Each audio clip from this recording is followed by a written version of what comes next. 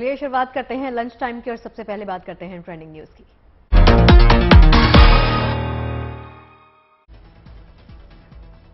बाढ़ से प्रभावित गुजरात में एनडीआरएफ का मिशन जिंदगी, हेलीकॉप्टर की मदद से रेस्क्यू ऑपरेशन। महाराष्ट्र के तमाम इलाकों में भी बारिश ने दिखाए तेवर, 11 जिलों में भारी बारिश का रेड अलर्ट। श्रीलंका में गोटाबाया का इस्तीफा मंजूर, प्रधानमंत्री विक्रम सिंघे बनेंगे अंतरिम राष्ट्रपति। 90 सेंट्रल यूनिवर्सिटी में दाखिले के लिए आज से CUET एग्जाम, 15 लाख से ज्यादा छात्र हो रहे इसमें शामिल। 18 से 59 साल तक के लोगों को आज से मुफ्त में कोविड वैक्सीन की बूस्टर डोज दी जाएगी। अगले 75 दिनों तक ये सुविधा मिलेगी। और चलिए लंच टाइम की शुरुआत करते हैं। देखिए, देश के तमाम हिस्से, तमाम इलाके, तमाम राज्य इस वक्त बारिश और बाढ़ की मार झेल रहे हैं। तो इसी मुसीबत को झेल रहे गुजरात की तस्वीरें भी सामने आई हैं, जहां पर एनडीआरएफ, एसडीआरएफ के जवान मिशन जिंदगी में लगातार जुटे हुए हैं, क्योंकि पानी के बीच में तमाम लोग फंसे हैं, उनको महफूज ठिकानों तक पहुंचाया जा रहा है।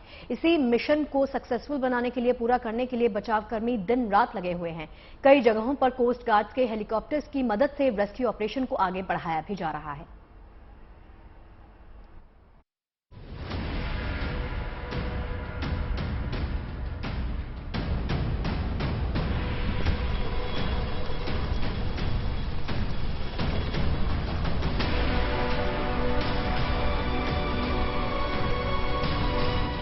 हर तरफ सैलाब का शोर, बाढ़ के पानी के बीच घिरे लोग।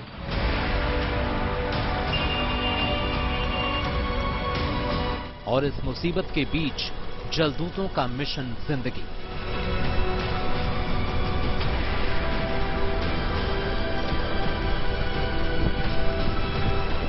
कुदरत की बेरुखी से गुजरात बाढ़ की मुसीबत से घिर गया है। पिछले कई दिनों से हो रही लगातार बारिश से तमाम इलाके पानी में समा गए, सड़कें डूब गई हैं, पानी घरों में घुस गया है। और इस बीच लोगों की जिंदगी बचाने के मिशन में जुटे हैं एनडीआरएफ और कोस्ट गार्ड के जवान।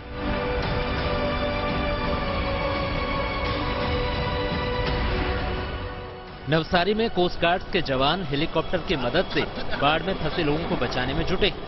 ये बुजुर्ग महिला और उसका परिवार बाढ़ के पानी में पूरी तरह घिर गया था। आसमान से आए इन देवदूतों ने बुजुर्ग महिला और एक लड़की को मौत के मुंह से निकाल लिया। ये भरोसा भी दिलाया कि इनके परिवार के बाकी सदस्यों को भी सकुशल निकाल लिया जाएगा। ये मासूम बच्चे की जिंदगी भी बाढ़ की मुसीबत में घिर गई थी। कोस्ट गार्ड के जवानों ने हेलीकॉप्टर की मदद से इसे बाहर निकाला और एक सुरक्षित जगह पर पहुंचा दिया।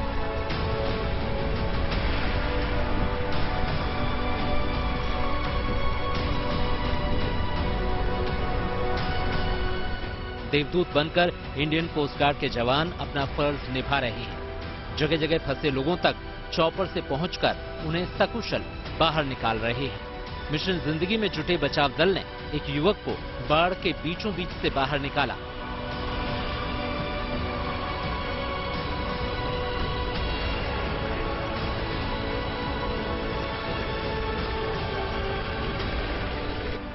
लगातार हो रही बारिश ने नवसारी की तस्वीर बदलकर रख दी है। भारी बारिश और जल भराव की वजह से कुछ इलाके दूसरे इलाकों से कट गए हैं। अब एनडीआरएफ के जवान हर इलाके में जाकर लोगों को महफूज ठिकानों तक पहुंचा रहे हैं। कि वहां पर देखिए छोटे छोटे बच्चे, महिलाएं, बूढ़े मौजूद है, गांव के लोग मौजूद है, यहाँ की जो रेस्क्यू ऑफिशियल्स की टीम वो मौजूद है। जबरदस्त पानी का बहाव है और यहाँ तक पहुंचने में काफी दिक्कतों का सामना करना पड़ रहा है। इसलिए आप तस्वीरों में साफ देखिए किस तरीके से रस्सियां लगाई गई है और गांव के लोग हैं, बाकी जो एनडीआरएफ की टीम भी अब वहां पर पहुंच चुकी है। छोटे छोटे बच्चे, बेहद ही छोटा बच्चा वहां पर आप देखिए, अब उसे रेस्क्यू किया जा रहा है। बहुत ही ज्यादा कठिन होगा फिलहाल उसको रेस्क्यू करना, लेकिन पूरी जिंदगी बचाने की यहां पर कोशिश चल रही है। 100 से ज्यादा लोग फिलहाल उस गांव के अंदर फंसे हुए हैं और अभी 2-4 फुट पानी है। अभी बहुत पानी है। अभी घर के घर डूब गए थे। हाँ, घर 5-6 फीट पानी है, घर में 7 फुट पानी। कितने दिन से आप लोग फंसे थे? 2 दिन से। गुजरात के मिनिस्टर नरेश पटेल हमारे साथ मौजूद है। सर, किस तरीके की परिस्थिति है, क्या हालत? आज पूरे 5 दिन से यही परिस्थिति है, लेकिन जो कल जो पानी भरा हुआ था मेरे लाइफ में मैंने भी पहली बार देखा है। लेकिन हमारी अभी फर्स्ट प्रायोरिटी है लोगों की जिंदगी बचनी चाहिए। बाढ़ के पानी के बीच कई दिनों तक घिरे लोगों के सामने खाने पीने की समस्या भी आ रही थी, लेकिन अब सुरक्षित जगह पर पहुंचकर लोगों ने राहत की सांस ली। वो पानी अंदर आ गया था, पानी घर के अंदर। बाकी सब बाहर निकल गए? कुछ खाए? मम्मी वहाँ पे ही है, पापा मम्मी वहाँ पे ही है, उनको भी निकाल देंगे जल्दी। खाना पीना कुछ हुआ है? नहीं।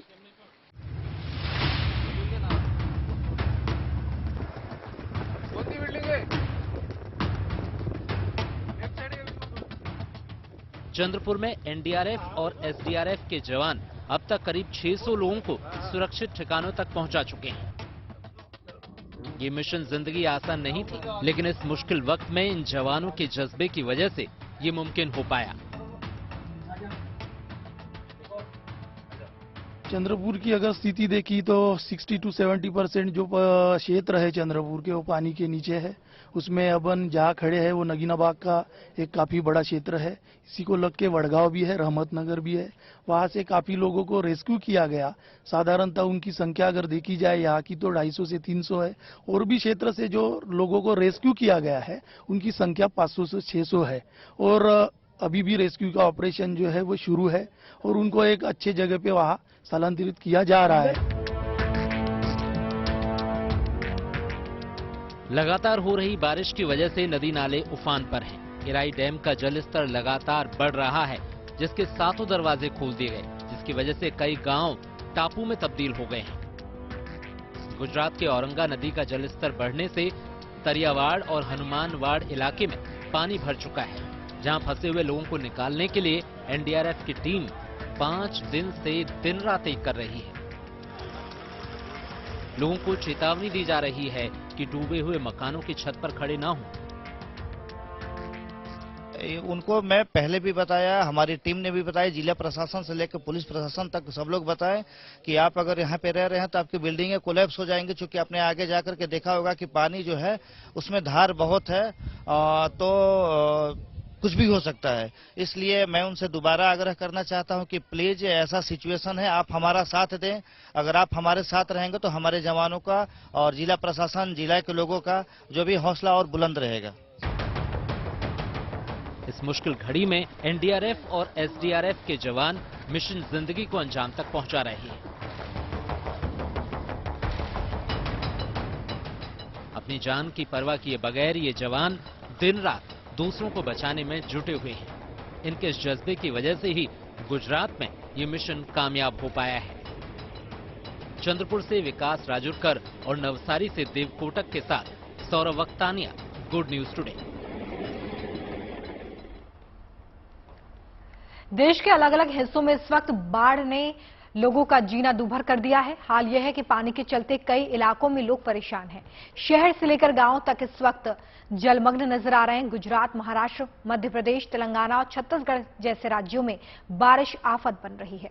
भारी बारिश के चलते महाराष्ट्र के कई इलाकों का हाल बुरा है, लेकिन इन्हीं डराने वाले हालातों के बीच में रेस्क्यू टीमें इस वक्त काम कर रही हैं। ये पूरा ऑपरेशन काफी मुश्किल है, लेकिन बावजूद इसके देवदूत बनकर हमारी सेना के जवान लोगों की रक्षा कर रहे हैं। देखिए।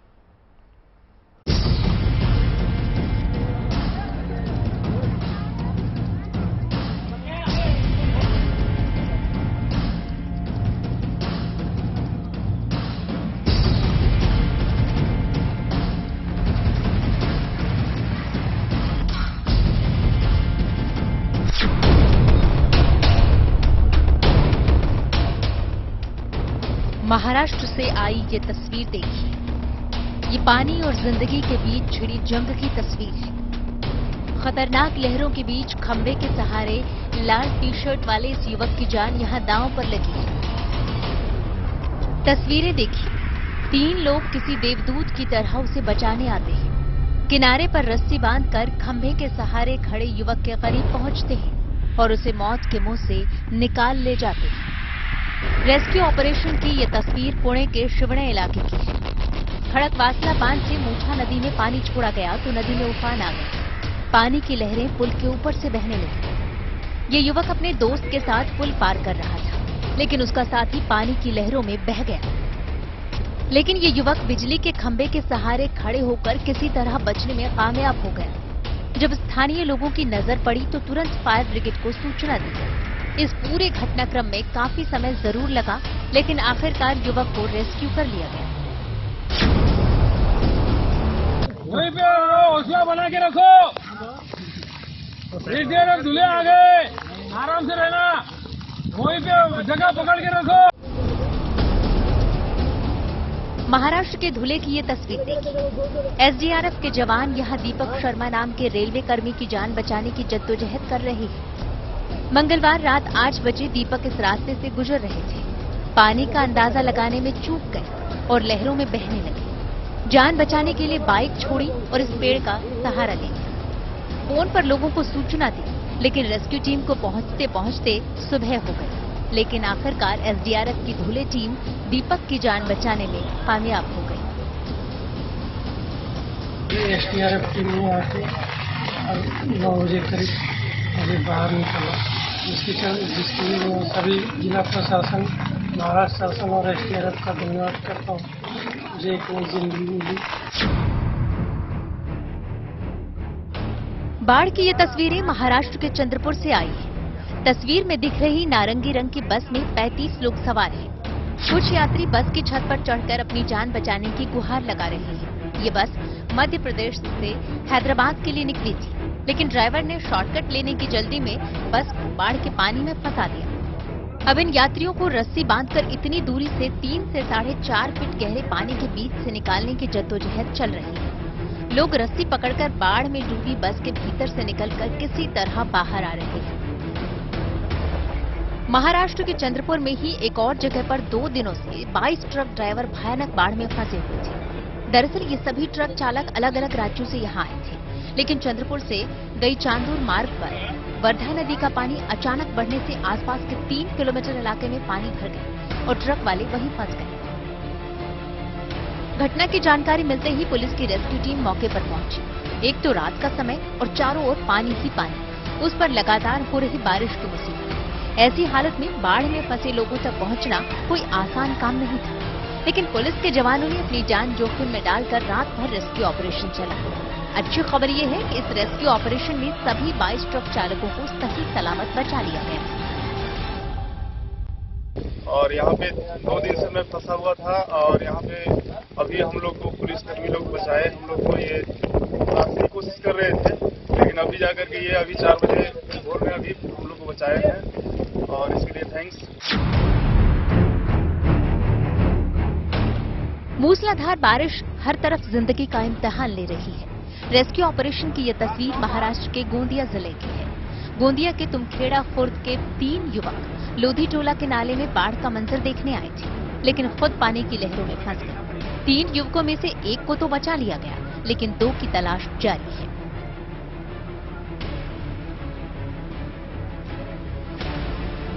एक दूसरी घटना में बरसाती नदी में नहाने गए 2 युवकों को पानी की प्रचंड लहरें बहा ले गईं। दोनों का अब तक कोई पता नहीं चला है। जिला प्रशासन ने जिले के सभी लोगों को सतर्क रहने की हिदायत दी है। महाराष्ट्र के गोंदिया में भारी बारिश से हालात कितने विकट हैं, इसे आप इस वीडियो में देख सकते हैं। बारिश से गोंदिया का तिरोदा रोड बह गया है।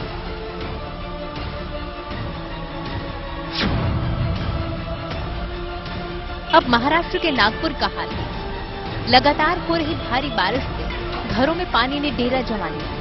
घर से पानी निकाल कर लोग परेशान हैं। हमारे घर में पानी घुस चुका है। रात से हम पानी फेंक के परेशान हो गए। हमारे यहाँ का चावल, आटा, पूरा तेल पूरा खराब हो गया। छोटे छोटे बच्चे रात भर से सोई नहीं है। रात भर से पानी फेंक के हमारे हाथ पैर दुखने लग गए हैं। बारिश की वजह से नागपुर का अंबाझरी तालाब ओवरफ्लो हो चुका है। नागपुर के कई पुलों के ऊपर से पानी गुजर रहा है। तो बरसात जो है हमारे यहाँ होनी चाहिए थी 339 mm, पर हमारे यहाँ एक्चुअली 476 ml पानी का बरसात हुआ है, मतलब नॉर्मल से ज़्यादा हुआ है। और 109% बारिश हमारे पास जो है ज़्यादा हुई है। और ऑरेंज अलर्ट जो है नॉर्मली घर पे रहे, सुरक्षित रहिए, जो गवर्नमेंट ऑफ महाराष्ट्र से हमारे जो वेदर फोरकास्टिंग आता है उसके हिसाब से हमको ऑरेंज अलर्ट आया हुआ है। अभी अगले 2 दिन का ऑरेंज अलर्ट है। कुछ इतना ही बुरा हाल चंद्रपुर शहर का भी है। यहाँ भारी बारिश से पानी घरों में घुस चुका है।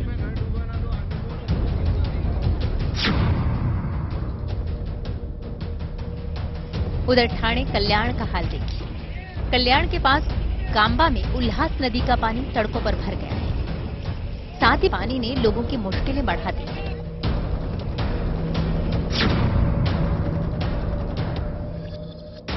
महाराष्ट्र में इन दिनों बारिश से चौतरफा हाहाकार मचा हुआ है। इन तस्वीरों में आप अकोला का हाल देख रहे हैं। 3 दिन से हो रही बारिश के कारण अकोला के नदी नालों में उफान आ गया। बाढ़ के कारण शहर से गांव का संपर्क टूट चुका है।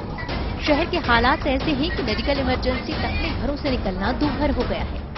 महाराष्ट्र की तस्वीरें परेशान करने वाली जरूर है, लेकिन राहत की बात यह है कि रेस्क्यू टीमों के जवान देवदूत बनकर जगह जगह जिंदगियां बचाने का अभियान चला रहे हैं। Bureau report, good news today. देखिए, बाबा केदार धाम से भक्तों के लिए गुड न्यूज आई है।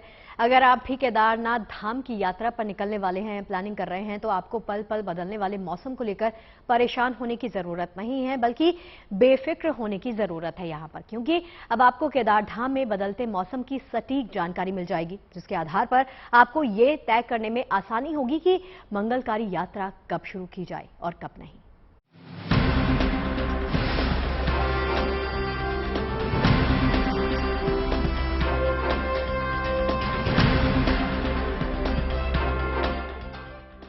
पल पल बदलते मौसम की जानकारी हो, बारिश की समस्या हो या फिर भूस्खलन, अब आपको किसी चीज की चिंता करने की जरूरत नहीं। बेफिक्र होकर बाबा केदारनाथ का ध्यान लगा सकते हैं। धूप, छांव, तूफान, बवंडर तो कभी बर्फबारी, हर मौसम की आपको जानकारी मिलेगी। बाबा केदारनाथ धाम पहुंचने में भक्तों को मौसम का अलर्ट पहले ही मिलने वाला है। 12,000 फीट की ऊंचाई पर हिमालय की गोद में बसे बाबा केदार धाम तक जाने की राह आसान हो गई है। केदारनाथ में पहुंचने वाले श्रद्धालुओं को ऑटोमेटिक वेदर सिस्टम की सौगात मिली है। आईआईटी कानपुर के सहयोग से बनाए गए ऑटोमेटिक वेदर सिस्टम को बाबा के धाम में लगाया गया है, जो न सिर्फ पल पल के मौसम की जानकारी देगा, बल्कि इसकी मदद से यात्रा संचालन में भी सहूलियत होगी। साथ ही बाबा धाम के विकास कार्यों को भी रफ्तार मिलेगी। केदारनाथ में मौसम काफी अनप्रेडिक्टेबल रहता है। इतनी ऊंचाई पर कितनी बारिश हो सकती है या फिर वहाँ पे क्या स्नोफॉल के क्या चांसेस हैं, ह्यूमिडिटी क्या है, आदि मेजरमेंट्स करने के लिए अभी हमारे पास कोई वेदर स्टेशन नहीं था। तो इसी क्रम में आईआईटी कानपुर में एक प्रोफेसर इंद्र सेन है, उनसे संपर्क किया गया और उन्होंने एक state of the art advanced weather station निर्माण किया था, जिसको उन्होंने आईआईटी कानपुर की तरफ से केदारनाथ में स्थापित करवाया है। और निश्चित तौर पर इससे हमें रियल टाइम इंफॉर्मेशन प्राप्त होनी शुरू भी हो गई है कि वहाँ पर कैसा मौसम रहेगा। इससे हमारे जो हेली ऑपरेशंस हैं या फिर जो निर्माण कार्य चल रहे हैं और जो अन्य गतिविधियां केदारनाथ धाम में होती हैं, उस पर नजर रखने में, निगरानी करने में और यात्रियों की सुरक्षा में भी काफी सहायता मिली।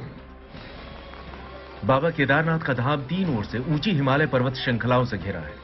वही मंदाकिनी, मधुगंगा, क्षीरगंगा, सरस्वती और स्वर्ण गौरी नदियां अपने वेग में बहती हैं। यहाँ मौसम का बदलना लाजमी है। यहाँ कब बरसात हो जाए, कब धूप खिल जाए, किसी को खबर नहीं होती। ऐसे में श्रद्धालुओं को यात्रा के वक्त काफी दिक्कतों का सामना करना पड़ता है, लेकिन इस ऑटोमेटिक वेदर सिस्टम के आने से काफी हद तक यात्रियों को पहले से ही सावधान किया जा सकेगा और यात्रा को सुगम और सुरक्षित बनाया जा सकता है। अंकित शर्मा, केदारनाथ धाम, गुड न्यूज टुडे। केदारनाथ के इस गुड न्यूज के बाद अब रुक करते हैं बद्रीनाथ धाम का, जहां आपको बाधाओं को पार कर आस्था की राह पर आगे बढ़ने वालों से मिलवाएंगे, जो अपने आराध्य बद्री विशाल के दर पर पहुंच रहे हैं, जिन्हें भगवान बद्री विशाल के चरणों में शीश झुकाने का सौभाग्य भी मिल रहा है, जो भगवान के दर्शन पाकर बेहद खुश हैं और यही प्रार्थना कर रहे हैं कि जीवन में फिर से बद्री विशाल का दर्शन करने का मौका उन्हें मिल पाए।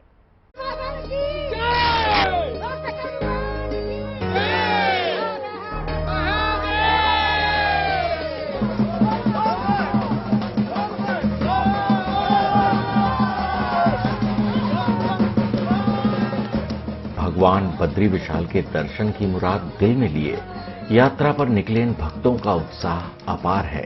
यात्रा मार्ग में लाख कठिनाइयां आए, लाख मुसीबतों का सामना करना पड़े, लेकिन इन सब पर इन श्रद्धालुओं की आस्था भारी पड़ती नजर आ रही है। बद्री विशाल के दर पर आए इन भक्तों ने बारिश की बाधाओं को पार किया है, भूस्खलन की चुनौती को स्वीकार किया है, तब कहीं जाकर यहां तक की राह आसान हुई है। ये तस्वीरें बद्री विशाल की हैं। यहां तक का सफर करने के लिए यूपी के सुल्तानपुर से आने वाले परिवार ने बहुत हिम्मत दिखाई। तमाम बाधाओं को पार कर यहां तक का सफर तय किया, सिर्फ इस उम्मीद के साथ कि उनके रास्ते में आने वाली मुश्किलें जरूर खत्म होंगी। ये परीक्षाएं तो बाबा का ही कृपा है कि जो आज हम लोग यहाँ आ गए हैं। मन में तो इतनी हताशा हो गई थी कि परिवार इतना सहम चुका था कि वो डर गया था कि नहीं अब तो हमें घर जाना है, मुझे कहीं नहीं जाना। फिर हमने सबको समझाया कि नहीं, बाबा के दरबार में आए हो तो हिम्मत रखो, अब इतना दूर आ गए हैं, फिर दोबारा पता नहीं मौका मिले, जिंदगी रहे या ना रहे, आने का मौका मिलेगा नहीं, फिर हम चलते हैं। आस्था के रंग में सराबोर श्रद्धालुओं का उत्साह देखते बन रहा है। खराब मौसम की मार भी इनकी भक्ति को नहीं डिगा पाई। कुछ यही कहानी हैदराबाद से आए साईं राम की है, जिन्हें बद्री विशाल का सफर करने में दिक्कतें आईं, लेकिन इन्होंने बिना परवाह किए अपनी मुश्किलों को आसान बना लिया। अब उन्हें भगवान बद्री के चरणों में शीश नवाने का सौभाग्य मिला है। सब लोग बोले क्या है कि ये टाइम सही नहीं है जाने के, बोले तो 2 साल पहले जाने के लिए सोचा, मगर बाद में कोविड, इस बार गए तो गए, नहीं तो शादी हुई तो कोई भी छोड़ देने हमारा को, ठीक है आ जाओ बोल को, क्या होते बारिश गिर रहे, मौसम अच्छा नहीं, ठीक है केदारनाथ भगवान जी के शिव के तरफ से चलेंगे, उन्हें देख लेते, दे वाले आए लेने वाले भी वही है, जाएंगे बोल के हम निकल गए आगे। दूर दूर से आने वाले हर भक्त का उत्साह चरम पर है। उन्हें भक्ति के रंग में रंगने का जो अवसर मिला है। गुजरात से आए इस ग्रुप में 60 लोग हैं, जिन्होंने अपने आराध्य का ध्यान करते हुए ये सफर तय किया। जैसा सोचा था उससे भी अच्छे आसानी से हो गया। सबने डरा डरा के भेजा था, लेकिन ऐसा कुछ नहीं था यहाँ पे। इतने अच्छे से हमारी जर्नी हुई है। बद्रीनाथ के रोड टूट गए थे तो वहाँ रुकना पड़ा, बाकी कोई जगह पे हमको कोई परेशानी नहीं हुई है, कोई दिक्कत भी नहीं है। बहुत मस्त से अच्छे से सब जगह पे दर्शन हुए हैं 4 धाम में। केदारनाथ के दर्शन के बाद 4 धाम यात्रा पर आए हर श्रद्धालु की इच्छा होती है वो भगवान बद्री विशाल के चरणों में शीश नवाए। मुश्किलें चाहे कितनी भी हों, आज दर्शन कर चुके इन भक्तों के चेहरे की खुशी बता रही है कि इनको वो प्राप्त हुआ है जिसकी चाहत में ये हजारों किलोमीटर दूर से चले थे। अमित भारद्वाज, बद्रीनाथ धाम, गुड न्यूज टुडे।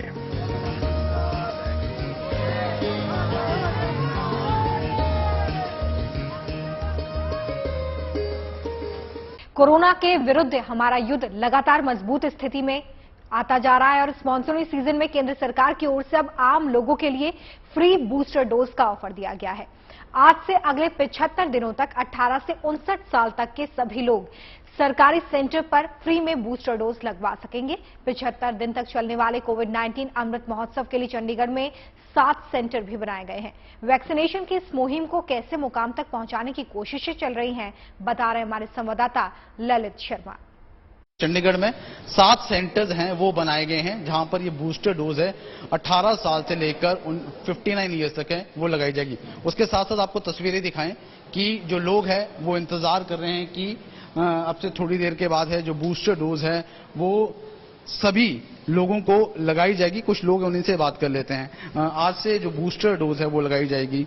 क्या आप मानते हैं कि अभी खतरा टला नहीं है, इसलिए आप यहाँ बूस्टर डोज लगाने के लिए, और पहले जो पैसे हैं वो लिए जाते थे डोज के लिए? हाँ जी, बिल्कुल मानते हैं कि खतरा अभी आ रही है, ऐसे हॉस्पिटल्स के कोरोना केसेस बढ़ रहे हैं, इसलिए हम बूस्टर डोज लगवाना चाह रहे हैं, इसीलिए आए हैं।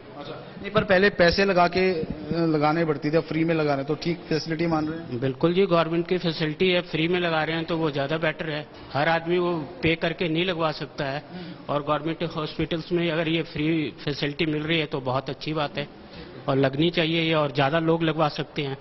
डर तो है पर पैसा देके हर आदमी लगवाने में समर्थ नहीं होता है, तो ये सरकार को करना चाहिए। बहुत अच्छा कदम है सरकार का ये। कुछ और लोग उनसे भी बात कर लेते हैं। मैम, आज से बूस्टर डोज है वो लगाई जाएगी, सुना कि आज से फ्री है, तभी मैं आज फर्स्ट डे पहुंचे हूँ बूस्टर डोज के लिए। तो यानी आप देख सकते हैं जो लोग हैं खास तौर पर चंडीगढ़ की हम बात करें 7 सेंटर्स बनाए गए हैं। लोगों में अवेयरनेस जरूर है, न्यूज के माध्यम से या फिर जो जिस तरह से जो कैंपेन शुरू किए गए हैं उसके माध्यम से लोगों को पता चला है और जो लोग हैं वो सेंटर्स में पहुंच रहे हैं अपनी प्रिकॉशनरी यानी बूस्टर डोज लगाने के लिए। ये जो वैक्सीन है वो अगले 75 दिन तक लगाई जाएगी। वीडियो जर्नलिस्ट गिरीश दुर्गापाल के साथ ललित शर्मा, चंडीगढ़।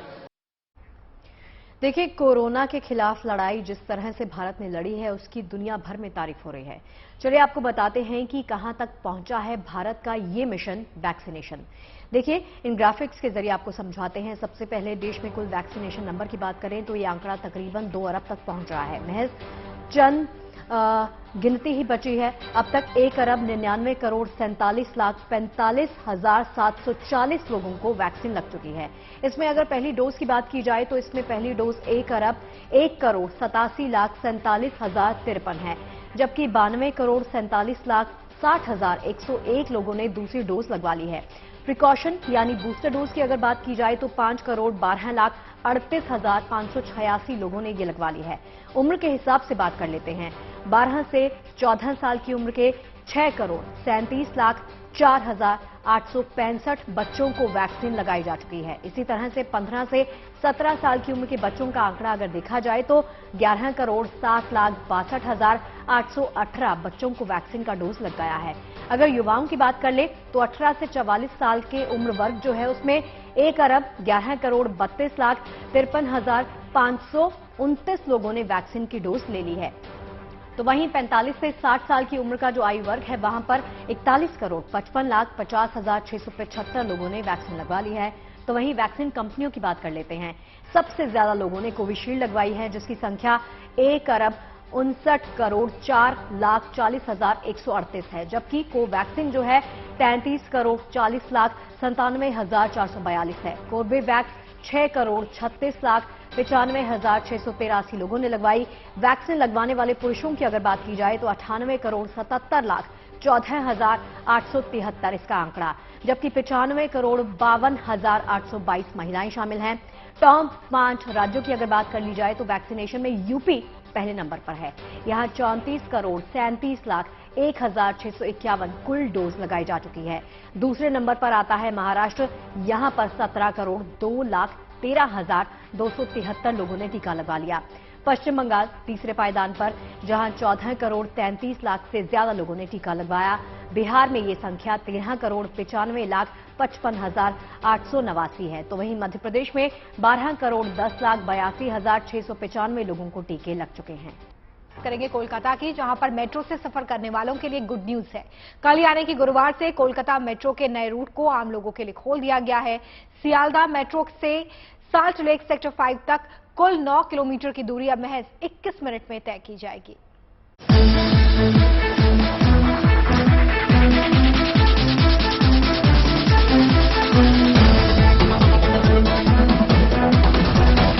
कोलकाता मेट्रो के यात्रियों के चेहरे की मुस्कान बता रही है कि उन्हें बड़ा तोहफा मिला है। तोहफा आरामदायक सफर का, तोहफा समय बचाने वाले सफर का, तोहफा सुरक्षित यात्रा का। ये कोलकाता का नया नवेला सियालदह मेट्रो स्टेशन है। गुरुवार से कोलकाता की ईस्ट वेस्ट मेट्रो लिंक पर मेट्रो का कमर्शियल रन शुरू हो गया है। खास बात यह है कि सॉल्ट लेक के सेक्टर 5 से सियालदह तक कुल 9 किलोमीटर का सफर 21 मिनट में महज 20 रुपए खर्च करके तय किया जा सकेगा। कोलकाता के लोगों के लिए मेट्रो कोई नया चीज है नहीं, लेकिन इस बार ये जो नया प्लान खुला है ईस्ट वेस्ट मेट्रो के तहत, वो कुछ नया है। मेट्रो कुछ अलग है। पहले एक जमाने में नॉन एसी मेट्रो हुआ करते थे, फिलहाल ये कम्प्लीटली एयर कंडीशन है।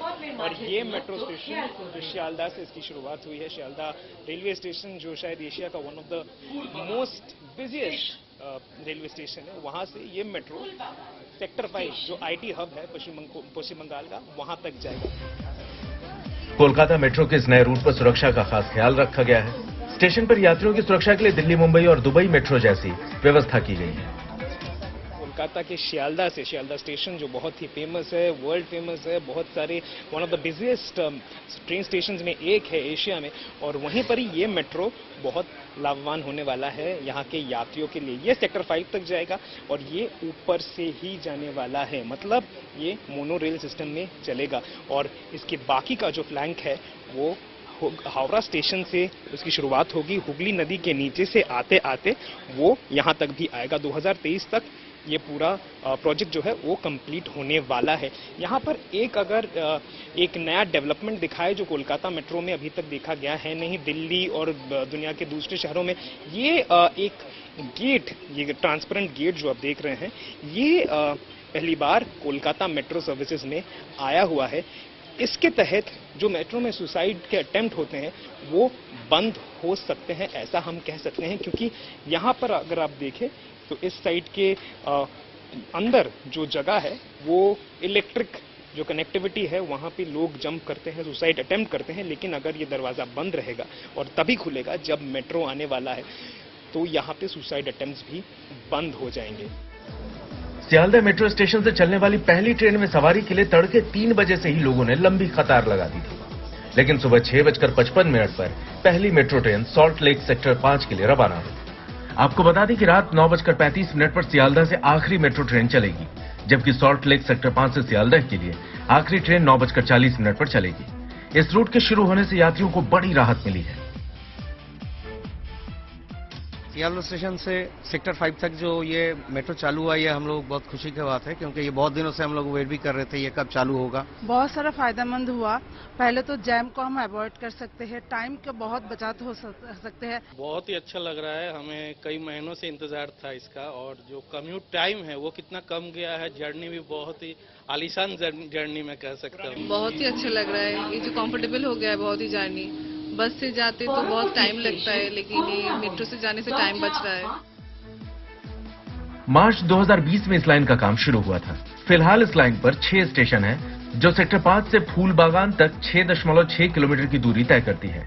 इसमें जब 2.3 किलोमीटर का स्ट्रेच और जुड़ जाएगा, तब मेट्रो रेलवे को 45,000 से 50,000 यात्रियों के आने की उम्मीद है।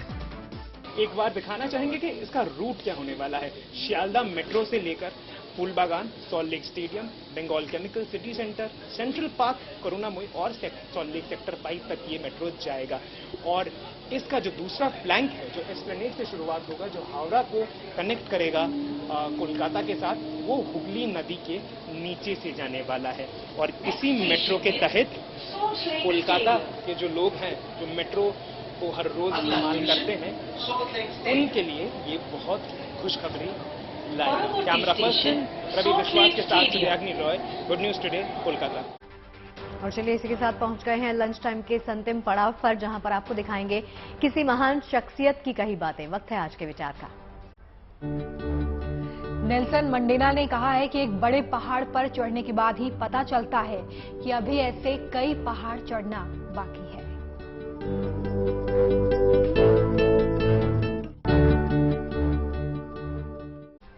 उम्मीद करते हैं कि आज के लंच टाइम में आपको पेट भर जानकारियां मिल गई होंगी।